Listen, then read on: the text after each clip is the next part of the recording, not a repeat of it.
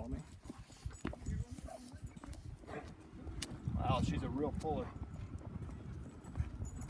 We're on a flat buckle collar right now.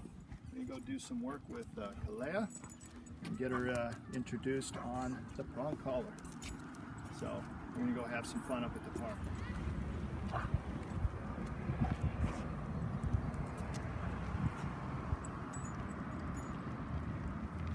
Okay, we're here with Kalea and we're gonna put and size a prong collar on for her.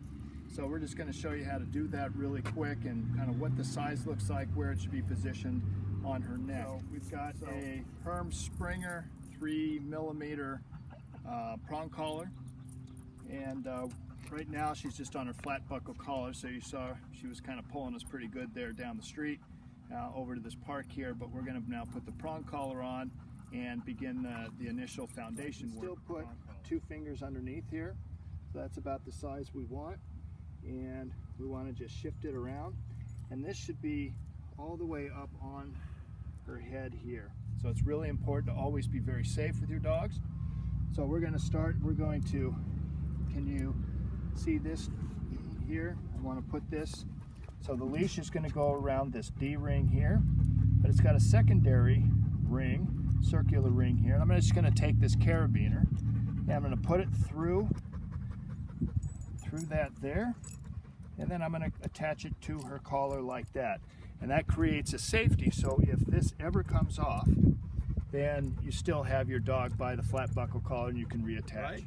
So that's how you want to size, and we're going to put this again around our D-ring. So this is what you should look like here. Okay, leash around the D-ring, and then you have some kind of a safety harness here on the flat buckle collar. Okay, so now we're prepared to do some work with Kalea and get her conditioned to the prong collar itself. Okay, we're going to start Kalea on the prong collar. We've just shown how to fit it and how to attach. Now what we're going to do is we just want her to feel the prong collar, and as soon as she relinquishes it at all, then I release the leash and give her some leash pressure. Okay? And you can see here she's already starting to feel the leash. There you go, good girl. Now I'm going to let her go to the end of the leash again, and we're just going to kind of do some of this work here. I'm going to hold it tight until she breaks towards the leash. As soon as she does, there you go, I just got a break there. Then she gets some more leash back. The idea here is I want her to understand, good girl, Kalea. Good girl. Good girl, Kalea. I'm going to let her to the end of the leash, and you see she came back. Good girl. She's a good girl. And she's a bit nervous, which is okay. It's okay. This is a new situation, and you want to take your time with this, but you can see she's already following the leash and not pulling me. So you can see very light pressure. I'm not yanking. The leash.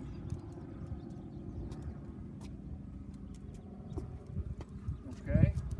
Now we're just going to do some walk around with her. The idea being I want Kalea by my side. And again, have patience with this process. It's very new to her.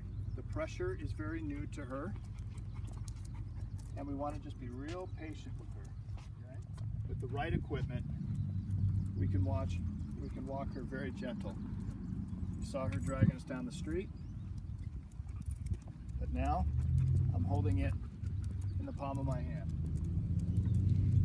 And by the way, there's a ton of distraction out here. Grass, people, kids, and she's doing just amazing. You're doing so good, Kalea. Kalea, come. Yes, good girl. Now it's time for the structured walk. You can see Kalea clearly understands leash pressure and how to yield to that leash pressure. I'm only giving her some minor corrections, ensuring that she's in the proper position right behind my left leg for the heel position. She's doing a terrific job here. She's a really smart dog and just really taken to this process well. In this part of the video, we're just doing some 180 turnarounds, and you can see I'm giving little wrist pops on her leash as she comes forward just a little bit. All of that's doing is communicating to her that I want her in the right position. If I feel her coming up too far in front, I just give a little wrist pop. That's as much as that we ever have to give her. For the final part of our first session with Kalea, I am going to see if I can get her to sit just with simple leash pressure as I did there. We're just doing some turnabouts, walking nicely on a leash. You can see how loose the leash is. It has a little bend in it. I'm not giving her a lot of leash, but I do want to make sure it's nice and loose and not engaged all the time, as you can see there. And every time I stop, I'm going to hold the leash up and see if she'll give me a sit like she does there, and then off we go again. She's doing really well and understands the concept of leash pressure very well, and she's well on her way to being a very well behaved dog. She's really a lot of fun to work with, and I really enjoyed my day with her.